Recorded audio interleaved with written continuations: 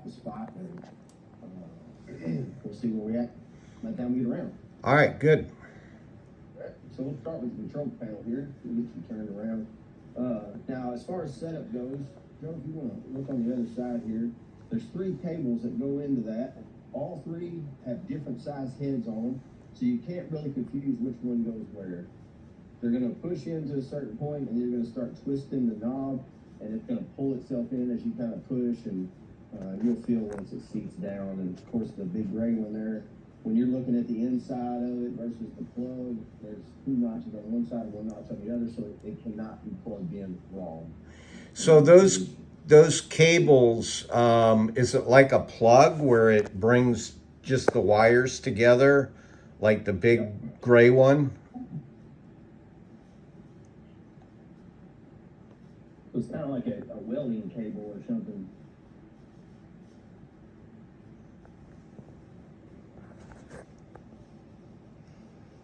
I gotcha. Perfect. Yeah. That's easy got a enough. notch at the top of it there, and a notch at the top of this, so there's no way you can plug it in wrong. And you know, this one's, let's say, a medium size, and the one under is large, so you can't even confuse the 2. Good. Yeah, so it's makes it easy to make sure everything goes where it's supposed to go.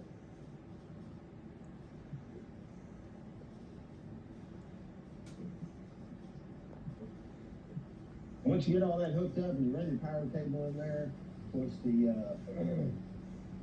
connection for that is inside this box here. There's a swing that around there. I'll hold it up there. You can't get out. You're gonna hook the power right there. Yeah, it's typical right on the switch. Mm-hmm. Now this thing does have trying to figure out how to work this. It does have a phase. A direction. What you call these things? Yeah, but if it's hooked up backwards, it won't work. So if you put power to it and it doesn't want to start up, look at these lights here, and you'll see that one says power and one says failed. You don't want the failed light to come on. So if you're not getting anything out of it the first time you hook it up, take a look at that there. Okay, so just reverse 2 of the hot leads. Yes, sir. Okay. Right. Got a disconnect on the door. Of course, this little hatch will open as well if you don't know if you need to look down in there. But power on, emergency stop, main motor start, cable motor start, elevation, and of course you can control up and down if you don't want to use a digital readout. Okay. So this regulator controls the pressure that the in-feed rollers are pushing down with. Of course, emergency stop. This is how you read your tilt. So as the table tilts, then this will show at what degree it is tilted at, which is really nice. You run your hold down rollers up and down. So just get in a general height. If you're running 4 inches, you might want to be at 3 3/4, just enough so that you obviously you're applying pressure.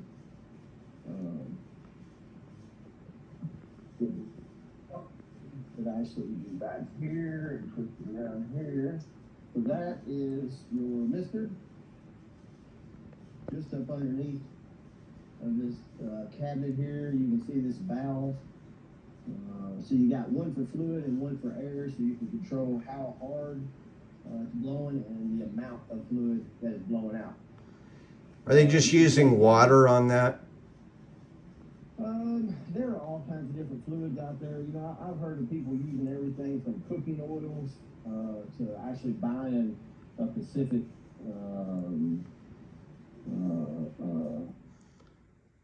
fluid.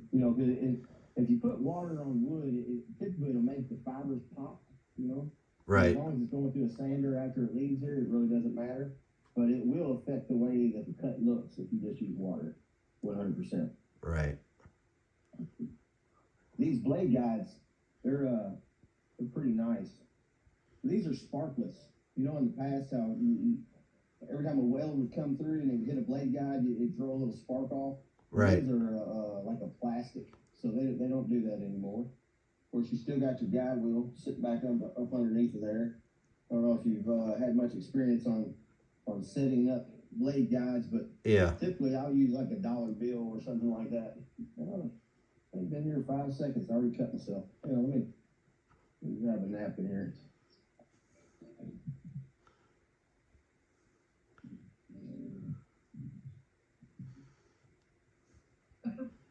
So the blade will be in a box when they get it. Blade's not going to be on it. Okay. I like to elevate the machine all the way up, and it gives you plenty of room to get the bottom of the blade into the guides and hook it on the top. I'll show you the tensioner when we go around the corner, but you just want to make sure that the teeth are not on the wheel when you tension it. Spin the wheel by hand a few times, make sure there's nothing wrong with the way the blade tracks. Go over and bump start it for maybe 4 or 5 seconds just to get the blade running at a little faster pace. And as long as you maintain a nice gap with your teeth over there, then you're clear to start this thing up.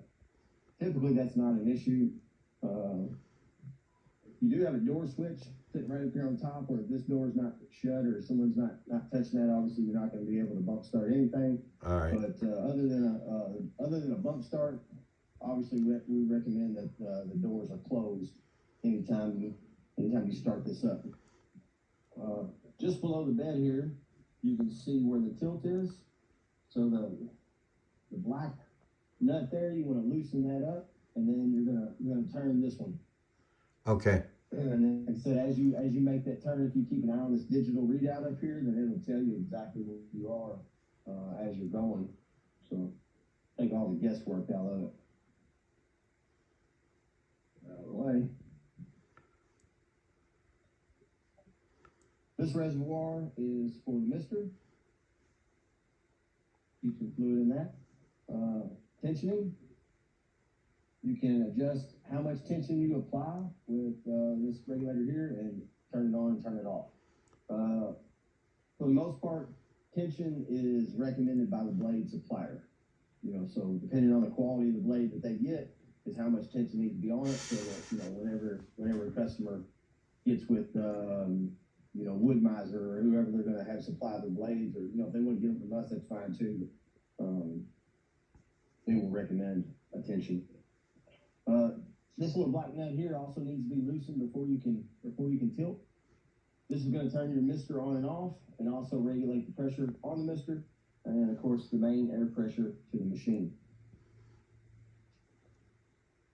Main blade motor,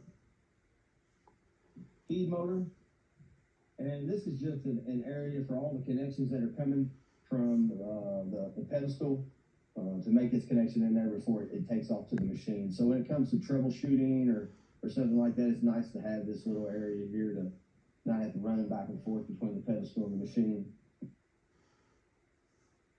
Lower limit, upper limit.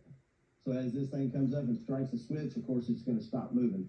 The machine's not going to work if the phase isn't correct. So even if it didn't have a phase correction on there, then of course you could over travel one direction or another, but that's not a risk in this machine. Last regulator is outfeed pressure. Other than that, that pretty much covers what each thing on the machine is. You're going to put a dust port right there, cover that hole. It's just a square hole right now? Yes. Okay. Yeah, I would say that the port is probably on the skid somewhere. I'd have to walk around here and find it, but it's just going to bolt on. So you have a port? Yes. Okay. Yeah. All right. It doesn't ship on it. It would poke out, and it creates a place where, you know, some damage could happen. It looks like there's another one underneath too, huh? Mm-hmm. Yep, just those two. Okay. Mm-hmm. Any questions so far? No. There's your port right there. All right, perfect. Yeah, it looks pretty simple. Yeah. Nice looking machine. The guides are, yeah, for sure. The guides are already set. You should be pretty well at 0. I think when I turned that on, it was showing like 0.3 degrees or something. So you can always zero that out if it's not dead on. Now you're test running them there. You obviously have power and everything. Are you running material through it, or are you just turning it on? Usually we don't run any material through it unless we feel like that there's a need for it. You know, if we got it and the blade guides were all out of whack, then we're going to reset the blade guides and we're going to run it through. But for the most part, we don't typically need to run any wood. Yeah, that's fine. Any wood through it. Yeah, I have some 8-foot barn beams that are solid oak that I'd love to run through if you want to. Joe said he's more than willing to bring the 8-foot long beams he has in his house. Hey, whatever you need, man. It's not going to bother me or the customer. He said whatever you need to do, go ahead and do it. Yeah. But other than that, that's pretty much the short and curlies of the machine there. Once you have your hold down adjusted where you want it to be, I mean, literally, you just start pushing wood in. I mean, if you keep it on the fence, obviously, the better. If you ran something through the center of the machine, more than likely the blade could have grabbed hold of it at some point. It's going to slam it up against the fence. So, just better to start against the fence. I guess I did miss one thing, though. You see this blade guide here is on this rail? Yeah. If you're not cutting something that's 24 inches wide, and you can get up inside of here, there's 2 little bolts there, and that guide will push to the right. Okay. All right. The closer that you can get your blade guides to your cutting surface, the better they'll do the job. All right. So if you're cutting 8 or 10 inch wide stuff, you could loosen that and push it in. Yeah. Right. Yep. Okay. Slide it on in there. Okay. Any questions? Nope. Looks pretty self-explanatory. Yeah, so with this machine, for the most part, they're going to put that dust port on, they're going to hook dust collection to it, they're going to power to it, and then they can start feeding. As long as the fades in the right direction, I wouldn't anticipate them having any issues whatsoever. And on that machine, is the bed fixed on the height, and then the whole bandsaw goes up and down? Yes, it has a fixed pass line, and it's the blade that actually goes up and down. Okay, and then when you tilt it, the bed tilts, correct? Yes, sir. Okay. Yeah, the left side of the blade left side of the bed will dip up and down. The right side stays generally where it's at. Okay, yeah, because we're going to probably put some conveyor on it, and so that the left side will dip. It looks like it dips down to get. It does. Okay. Yeah. If you tilt it at all, then it does this. Right. Yeah. Okay, so we'll just need to make sure our conveyors are below that bottom level. What are they going to be cutting here? A little bit of everything. They're called the lumber baron, and they get a bunch of old redwood recycled material, and then they'll resaw it for people.